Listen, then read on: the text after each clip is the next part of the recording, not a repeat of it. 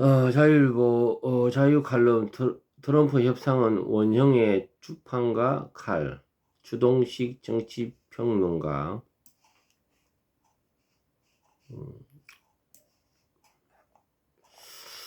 이 비교를 트럼프가 젤렌스키가 이번에 그 회담이 지금 결렬이 됐는데 이에 대한 비교가 이승만 대통령의 또 미국의 아이젠하워 대통령하고 회담을 할 때 어떤 거기에서 비교를 하는 내용입니다. 자, 들어가겠습니다.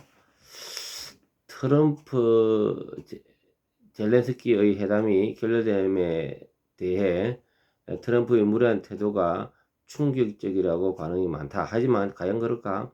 국가 간의 정상회담은 실무선에서 핵심 쟁점을 사전에 정리하고 합의한 뒤 정상들이 공식 자리에서 만나 좋은 그림을 만들어내는 절차다. 이번 트럼프 젤렌스키 회담도 강물 협정 등 트럼프의 제안에 대해 젤렌스키가 동의하는 절차를 거쳤다. 그런데 정작 언론에까지 불러서 공식적으로 서명하는 자리에서 젤렌스키가 판을 깬 것이다. 개인적인 짐작이지만 이건 젤렌스키가 미국 언론에 주목하는 자리를 난장판으로 만드는 쇼맨십으로 회담 주도권을 가져오겠다는 유치한 발상이 아닌가 싶다. 세계 외교계의 차가운 규칙과 질서를 이해하지 못한 자의 가욕에 빚은 해프닝이 아닐까? 이승만도 6.25 협정을 두고 아이젠하워에게 이른바 깽판을 쳤다. 미국의 절대적인 지원 없이는 단 하루도 버티기 어려운 후진국 지도자로서는 상상하기 어려운 행동이었다. 지금이야 다들 이승만의 어마어마한 외교력과 강단, 소신과 리더십을 찬양하지만 당시 사람들은 이승만의 미친 척 외교에 쉽게 동의하기 어려웠을 것이다. 특히 미국을 잘 알고 외교를 잘 아는 지식인일수록 그렇지 않을까? 당시 이승만의 행동은 오직 이승만이기 때문에 선택 가능한 카드였다. 이승만 정도의 내공과 어마어마한 삶의 배경이 없는 자가 섣불리 그걸 흉내내면 어떻게 될까? 지도자로서의 위상이 곤두박질치게 된다. 지도자 혼자 박살 나는 건 그렇다 치자. 그를 대표한 내세운 국가의 처지는 어떻게 되나? 우리나라 지식인들의 경우 트럼프 행동을 이해 못하고 비웃거나 분노하거나 둘 중 하나의 반응을 보인다. 하지만 트럼프는 좋게 말해 고도의 협상가요. 적나라하게 말하자면 장사꾼이다. 선비근성에 농후한 한국의 지식인들은 장사꾼이라면 눈살을 찌푸리지만 장사꾼을 움직이는 가장 중요한 동기는 이익이다. 이익을 추구하는 행동이 천박한가?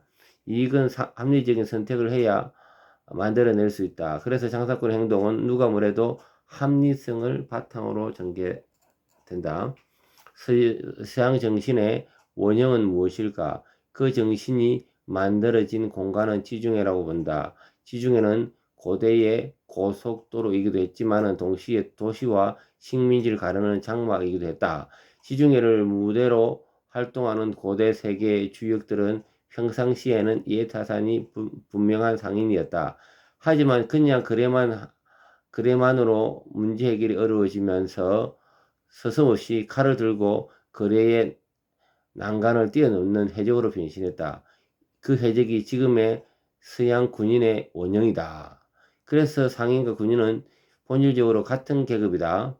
서양의 정신계급에서 그렇다는 얘기다. 고대 그리스의 황금 양털을 둘러싼 이아손 신화, 트로이 전쟁, 그리스 페르시아 전쟁, 로마와 카르타고의 포에니 전쟁 등이 모두 상인과 해적의 합리성과 로망이 교직된 지적 정서적 유산이다. 서양인들의 푸른 눈을 볼 때의 차가운 상인의 계산이 비행기 계기판처럼 번쩍이는 느낌을 받곤 한다. 하지만 그냥 계기판에서 그치는 게 아니다. 그 계기판의 범위를 벗어나는 사태가 발생하면 그때 그들의 진면목이 나타난다. 주판을 던져버리고 칼을 뽑아대는 것이다. 트럼프가 멕시코 국경에 장벽을 쌓는 것도 마찬가지 아닐까?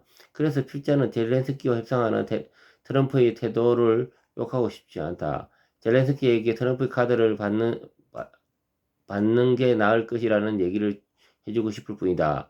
이번 해프닝은 젤렌스키의 계산 착오에서 연유했던 가능성이 크기 때문이다.